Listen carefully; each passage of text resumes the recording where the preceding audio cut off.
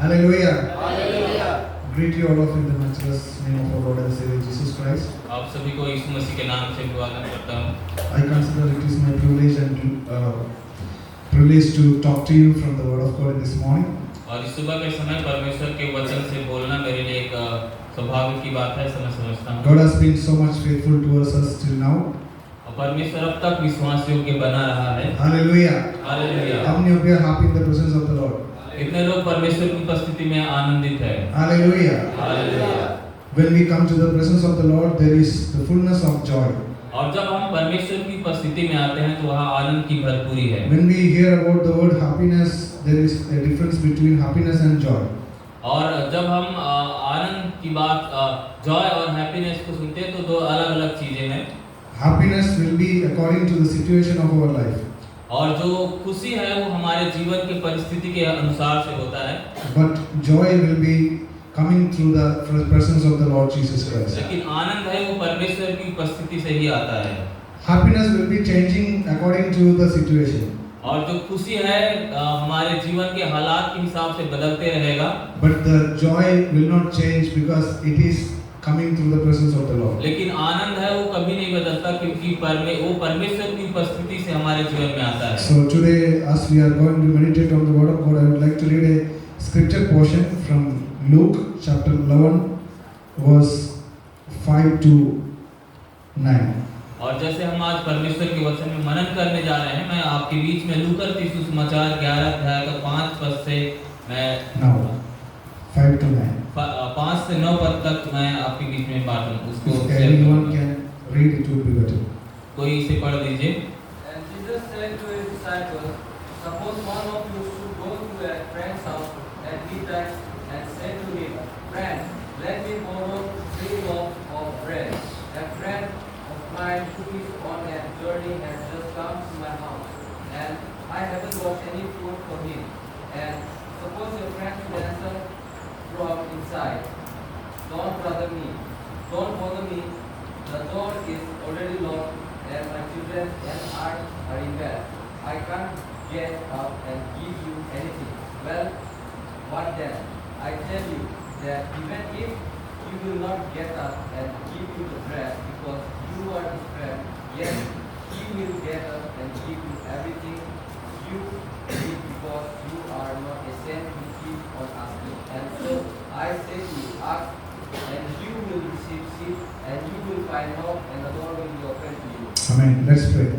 Gracious Heavenly Father, we will thank you and praise you for this wonderful time. Once again, we come to your presence. We are submitting this word into your mighty hand, of Father. This word is belong to you, Lord, and we also belong to you, Lord. You talk to us in this morning through these words, of Father. Thank you, Father, for hearing our prayer. In Jesus' precious name we pray. Amen.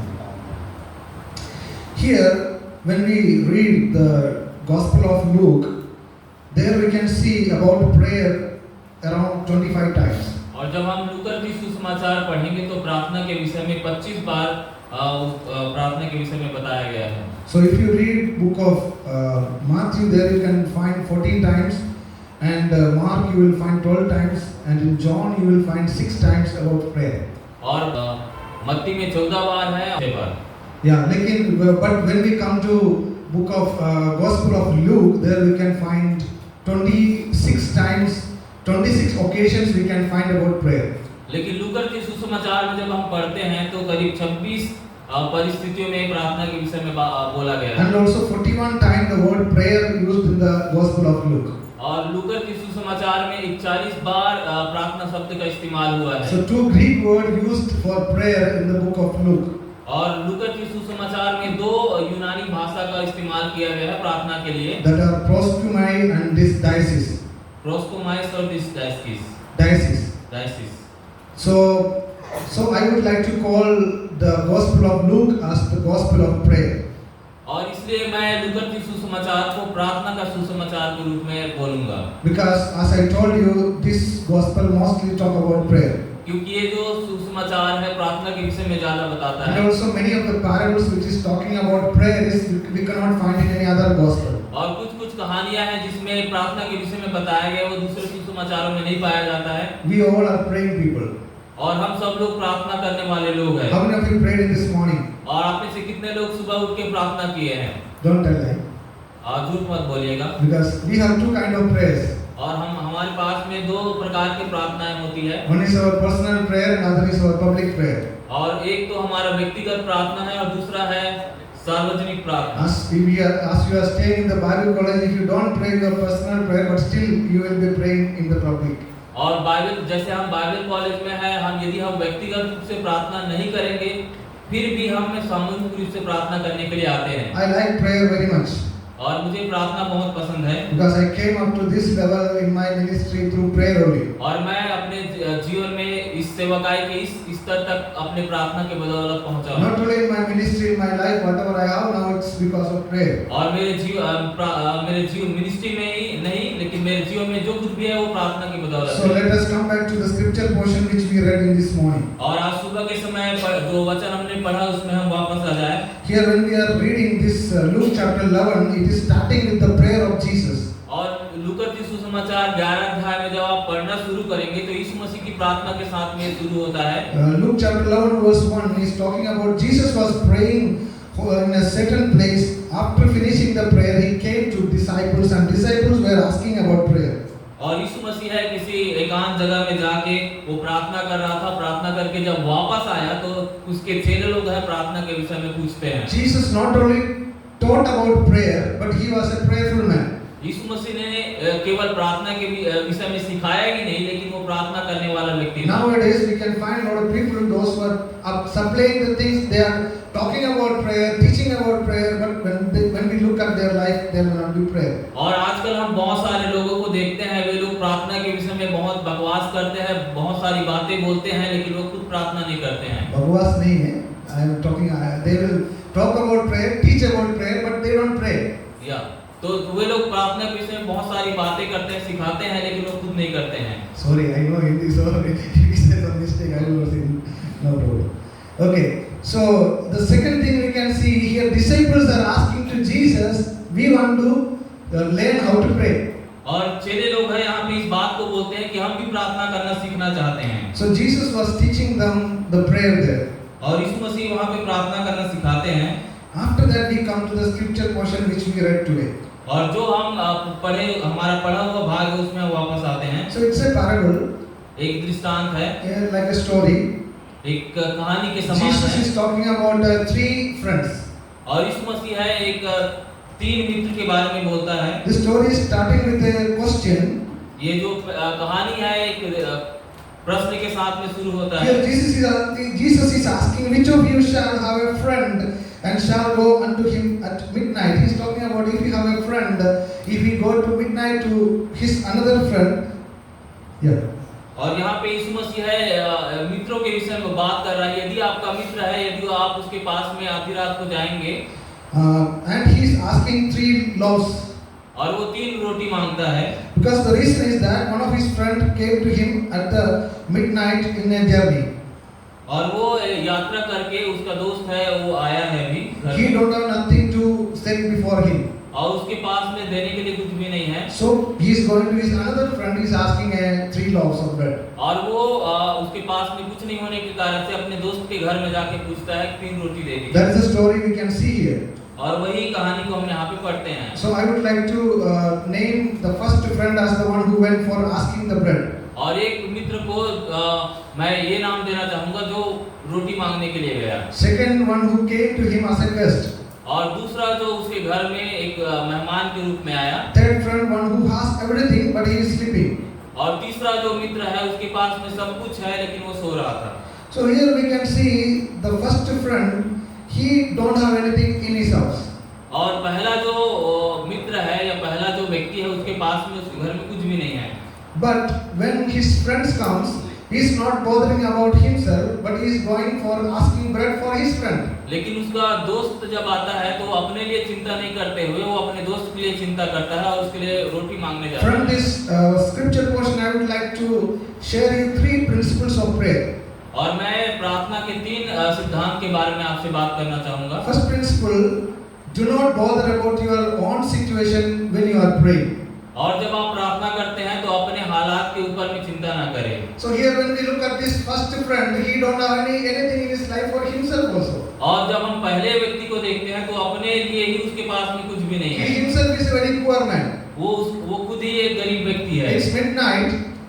आधा रात हो गया है Next day he may not have anything to eat for himself. और दूसरे दिन उसके पास में खुद खाने के लिए नहीं होगा, But another friend is coming to him. लेकिन एक मेहमान उसके घर में आया है। When that friend comes to him, he's not telling we don't have anything, you go to any other place. He's not telling him like that. और वो जब उसके घर में एक मेहमान आता है तो ये नहीं बोलता मेरे पास में कुछ भी नहीं है, लेकिन वो दूसरे के घर में मांगने के लिए जाता है। Instead of that, he is going and trying to get something for him. और वो दूसरे के पास में कुछ मांग के उसके लिए लाने के लिए जाता है। Many of the time people are thinking, if my problem gets solved, then I will solve others' problem. और बहुत बार लोग ऐसा सोचते हैं कि यदि मेरा समस्या का समाधान हो जाएगा तब मैं दूसरे के समस्या का समाधान करने के Many times people are thinking, I will pray and get solution for my problems, then I will pray for others. और बहुत बार लोग ये सोचते हैं कि मैं अपने समस्या के लिए अपने हालात के लिए प्रार्थना करूंगा, मैं ठीक हो जाऊंगा, फिर दूसरों के लिए प्रार्थना करूंगा। But when we look at the life of Jesus, the life of Paul and the life of other missionaries, we know that they went through a lot of difficulties and problems, but in the midst of that problems, they work for others. और जैसे हम यीशु मसीह को, पौलुस को और बहुत सारे जो सेवक लोग हैं उसके जीवन को देखते हैं, वे लोग समस्या होने के बावजूद भी दूसरों के लिए वो काम किए। When Jesus and his disciples were preaching for 3 days and they did not have bread, and at that time they were thinking about how they can feed the people. और 3 दिनों तक प्रचार करने के बाद में बहुत बड़ा भीड़ उसके पास में था, तो कैसे उसको खिलाना उसके बारे में वो लोग सोचे। When Jesus was about to caught and crucified, at that time Jesus' disciple Peter cut the ear of one soldier. At that time Jesus was healing that person. और यीशु मसीह के पकड़वाए जाने के समय में एक पतरस है, एक व्यक्ति के कान को उड़ा देता है, तो वो उस व्यक्ति को चंगाई देता है यीशु मसीह। And also when Jesus was in the cross of Calvary, one thief, he was just talking with Jesus and he was giving the salvation at that time itself. और एक व्यक्ति है, 3 डाकू लोग हैं यीशु मसीह के साथ, 2 डाकू लोग हैं यीशु मसीह के साथ में चढ़ाए गए थे, तो एक व्यक्ति उद्धार के लिए बोलता है तो यीशु मसीह उसको उद्धार देते हैं। And Jesus was undergoing the problem, still he was solving the problems of others. और यीशु मसीह खुद समस्याओं में होकर गुजरते हुए भी वो दूसरों की समस्या का And when समाधान we look at the करता है। life of the Paul, the same thing we can find. और पौलुस के जीवन में भी उसी प्रकार की बातें पाई जाती Paul हैं। was in Roman bondage and he was traveling towards Rome. On the way they had a shipwreck and they reached in a place called Malta. और पौलुस रोमियो में था, चैन से बंधा हुआ था, वो यात्रा में था और एक जगह में वो चले गया। When they reached in a place, they shipwrecked and they reached a place called Malta. और एक उसका जो जहाज है वो टूट गया, वो एक माल्टा नामक द्वीप में वो पहुंचे। When they reached there, he was just sitting nearby the fireplace and one viper came to his hand and it bit him.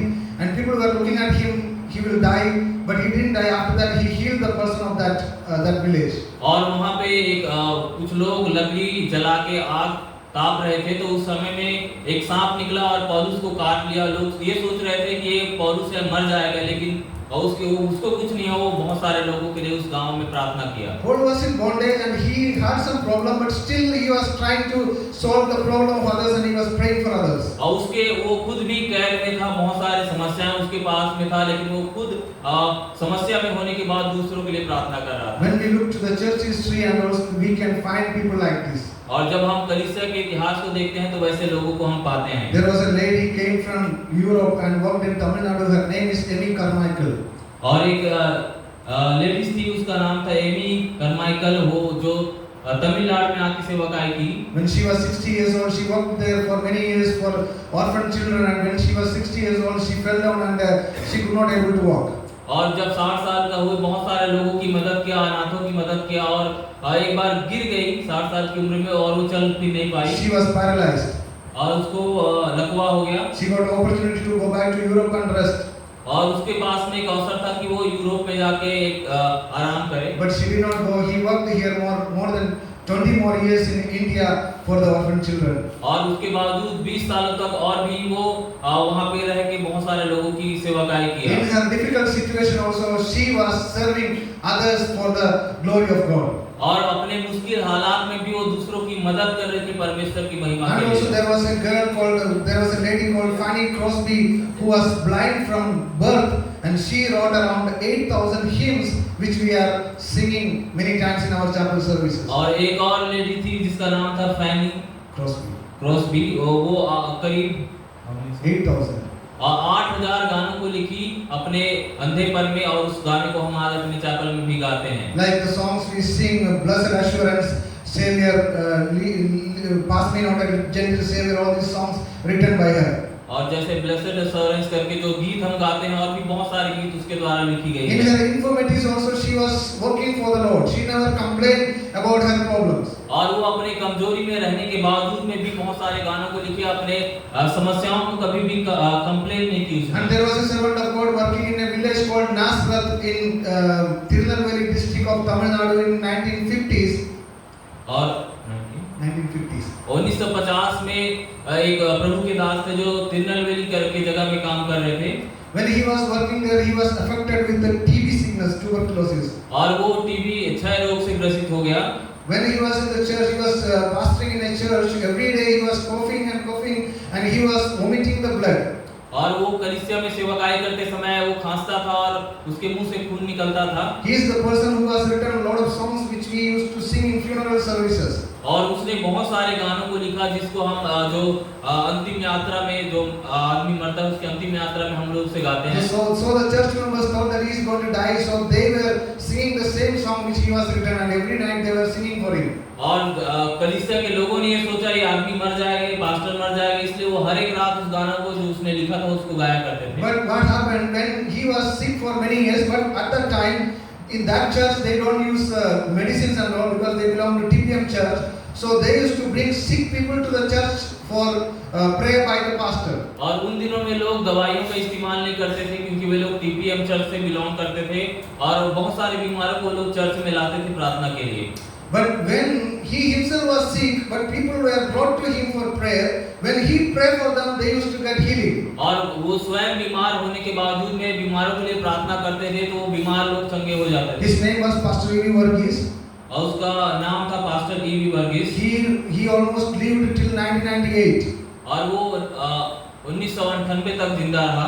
He didn't die with his sickness. और वो बीमारी के साथ में नहीं मरा, But he healed many people in the midst of his sickness also. और वो बीमारी में रहते हुए बहुत सारे लोगों को चंगाई दिया। So we can find a lot of people like this in the history of the church. और कलीसिया के इतिहास में बहुत सारे लोगों को हम इस तरीके से पाते हैं। So like this here we can find this friend that he has his own problem, but in the midst of that problem he is trying to find out the solution for the problem of others. और यहाँ पे एक मित्र है जो उसके पास कुछ समस्या है लेकिन उस समस्या के बीच में दूसरों की मदद करना So है। in this morning I would like to encourage you and tell you the first principle that do not bother about your own situation when you are praying or when you are working for the Lord, when you are trying to help others. और मैं सुबह के समय आपको बोलना चाहता हूँ कि जब आप परमेश्वर की सेवकाई कर रहे हैं, परमेश्वर के लिए कुछ कर रहे हैं, तो आप अपनी चिंता न करें जब आप दूसरों के लिए कुछ कर रहे When you हैं। are going to the mission field, your own problem may not be solved. You will have different problems and difficulties, but in the midst of that problem, God has called you to do His ministry there. और हो सकता है आप सेवकाई में जाएंगे, बहुत सारी समस्याएं होंगी, आपकी समस्या में रहते हुए ही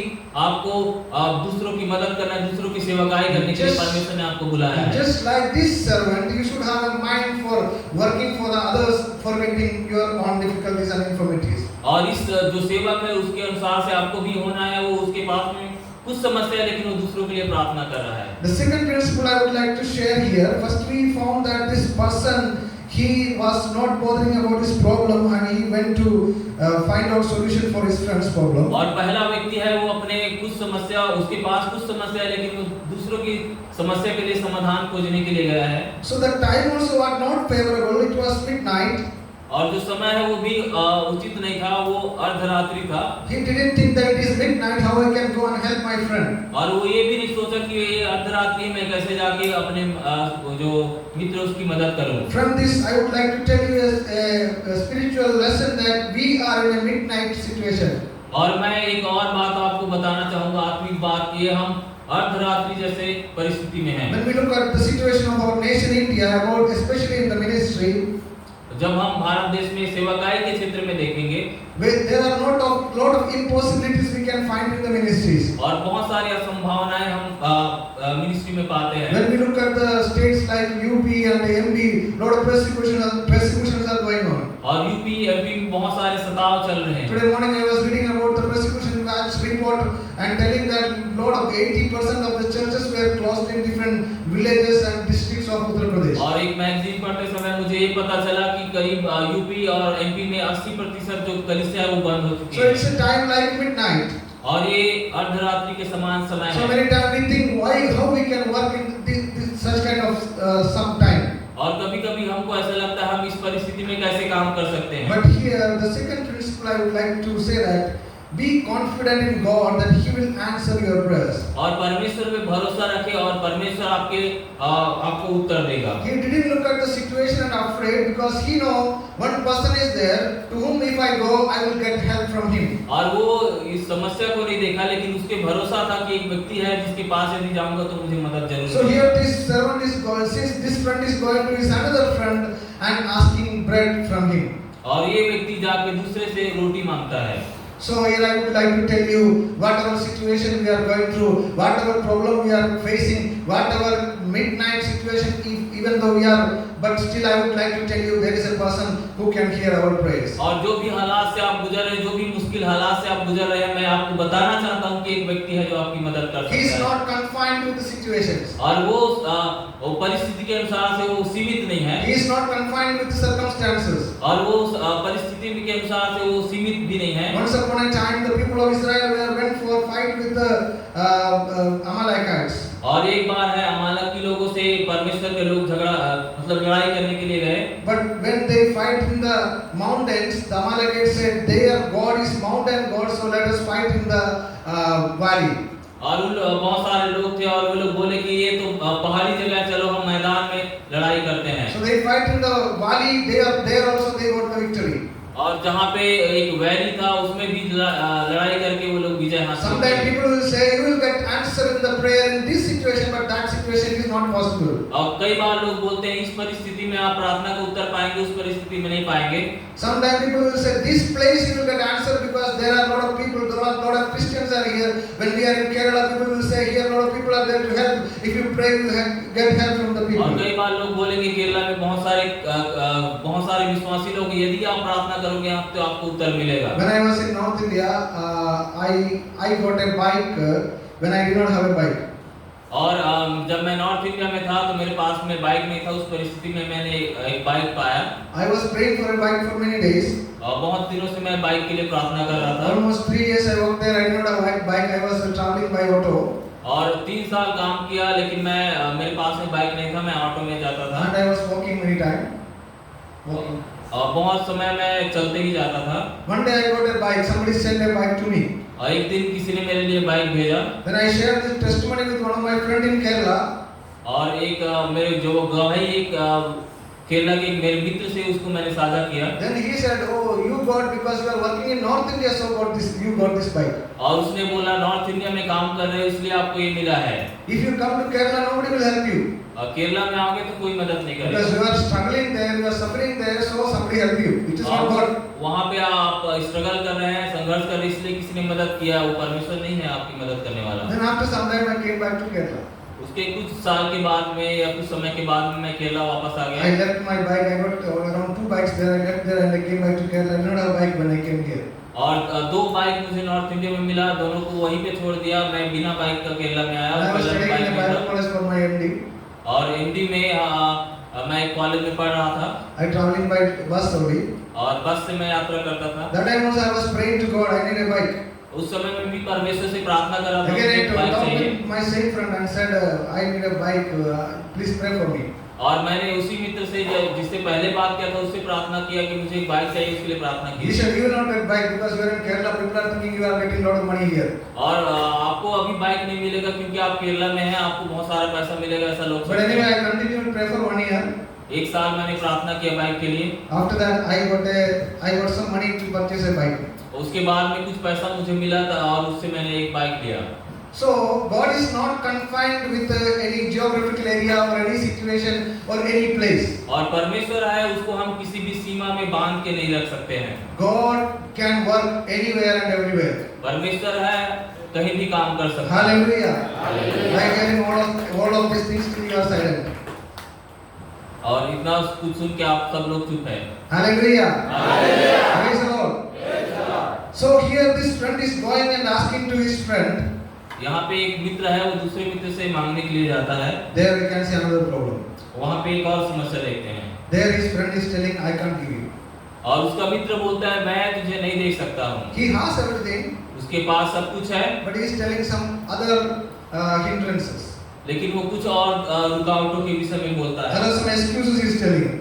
और एक और कुछ एक्सक्यूज वो बोलता है। 7th verse it is written like this. 7वें पद में लिखा है इस प्रकार से, He from within shall answer and say, trouble me not. और वह भीतर से उत्तर दे, मुझे दुख न दे। The door is now shut, दरवाजा बंद हो चुका है, and my children are with me. मेरे बच्चे मेरे पास में सो रहे हैं, I cannot rise and give you. मैं उठकर तुझे नहीं दे सकता हूँ। Here he went there with great confidence and asking from his friend, but his friend is telling 3 excuses and is telling, don't trouble me. और जो उसके दोस्त के पास में वो जाके मांगता है तो 3 प्रकार की रुकावटों को बोलता है। पहला है, मुझे दुख न दे। Second he is telling, door is closed. दरवाजा है वो बंद हो चुका है। And third he is telling, my children are sleeping with me. और मेरे बच्चे मेरे साथ में हैं, सो रहे हैं। So here he did not discourage. और वो निरुत्साहित नहीं हुआ। He continuously started to knock his door. वो लगातार उस दरवाजे को खटखटा रहा So था। that principle I would like to tell you, keep perseverance in prayer. और लगातार आप प्रार्थना करते रहे। Somebody said like this, pray until something happen. और किसी ने ऐसा बोला है, कुछ होने तक आप प्रार्थना करते रहे। उसका short form we can say push. और आप थोड़ा आगे बढ़ते रहिए, धक्का दीजिए। So pray until something happen. और जब तक कुछ ना हो जाए तब तक प्रार्थना करते रहे। So keep perseverance in your prayer. और लगातार प्रार्थना में आप बने रहे। Many of the time we will pray to 1 day, 2 day, 3 day, sometime 1 month, then we will forget, we will think it will not happen. और कभी-कभी 1-2 महीना प्रार्थना करने के बाद हम सोचते हैं ये हो ही नहीं सकता है। But we need to keep perseverance. और हमें लगातार प्रार्थना करते रहना है। Jesus is teaching us through this story that we have to continuously pray in the presence of the Lord until we get the answer. और इस मसीह इस कहानी के द्वारा हमें सिखाते हैं कि जब तक कुछ ना हो जाए तब तक हमें प्रार्थना करते रहना है। So Jesus is telling in the 8th verse, 8वें पद में यीशु मसीह बोलता I है, say unto you, मैं तुमसे कहता हूँ, though he will not rise and give him because he is his friend, यदि उसका मित्र होने पर भी उसे उठकर न दे, yet because of his importunity he will rise and give him as many as he needed. तो अभी उसके लज्जा छोड़कर मांगने के कारण उससे जितनी आवश्यकता उतनी उठकर देगा। In another translation it is written, because of his persistence he will rise and give him as many as he needs. और दूसरे तरीके के ट्रांसलेशन है, उसके लगातार मांगने के कारण से जितना उसको चाहिए उठकर वो देगा। Here it is written, it is not because of his friend, वो यहाँ पे लिखा है उसके मित्र होने के कारण वो नहीं देता है, but because of the persistence he will give. और लेकिन वो लगातार मांगते रहता है इसलिए वो देता है। So in this morning God's word is telling to us, if you are tired in your prayer, if you are thinking my prayer is not going to answer, from the scripture I would like to encourage you that God will answer your prayer if you pray persistently. यदि आप प्रार्थना करके थक चुके हैं, ऐसा सोचते हैं कि मेरे प्रार्थना का उत्तर नहीं मिलेगा, तो मैं आपको परमेश्वर के वचन के द्वारा बोलना चाहता हूँ कि आप लगातार प्रार्थना करें, परमेश्वर उसे जरूर करेंगे। Here nobody is telling this, Jesus is himself telling that if you persistently pray in his presence he will answer this prayer. और कोई दूसरा नहीं बोल रहा, यीशु मसीह स्वयं बोलता है कि आप लगातार उसकी उपस्थिति में प्रार्थना करेंगे तो जरूर करेगा। So Jesus is our friend. यीशु मसीह हमारा मित्र है। When we are reading John chapter 15 it's written like this. और यूहन्ना 15 में इस प्रकार से लिखा है, No longer do I call you servants, for a servant does not know what his master is doing, but I have called you friends, for all things that I heard from my Father I have made known to you. और अब से मैं तुम्हें दास नहीं बोलूंगा, क्योंकि दास नहीं जानता है कि स्वामी क्या करता है, लेकिन मैं तुम्हें मित्र बोलता हूँ ताकि क्योंकि तुम सब कुछ जानते हो। Jesus is our friend. When we got to him and we supposed to have these 3 principles in our life, that first of all we supposed to not bother about our situations. और 3 सिद्धांत मैंने आपको बताया है। पहला है हमारे परिस्थिति के लोग परिस्थिति को लेकर हमें चिंता नहीं करना है। Second, we should be confident in God that he will answer our prayers. दूसरी बात है परमेश्वर पे भरोसा रखें कि परमेश्वर आपकी प्रार्थना का उत्तर देगा। Third thing, we should keep perseverance in our prayers. और तीसरी बात है हमें लगातार प्रार्थना करते रहना। Pray until something happens. कुछ होने तक प्रार्थना करें। Let's pray. आइए प्रार्थना करें। Gracious Heavenly Father, we do thank you and praise you for this wonderful time. प्रभु यीशु मसीह हम आपको धन्यवाद देते हैं इस Thank समय you, के लिए। Father, for talking to us in this morning through this scripture, oh Father. और इस वचन के द्वारा हम सबसे बातें करने के लिए धन्यवाद। We submitting and surrendering ourselves in your mighty hand, oh Father. एक बार फिर से हम आपके समर्पित करके हम सब कुछ आपके सामने रख देते हैं। Many of the times we pray and leave, oh Father, but here, as your word says, pray consistently, Lord.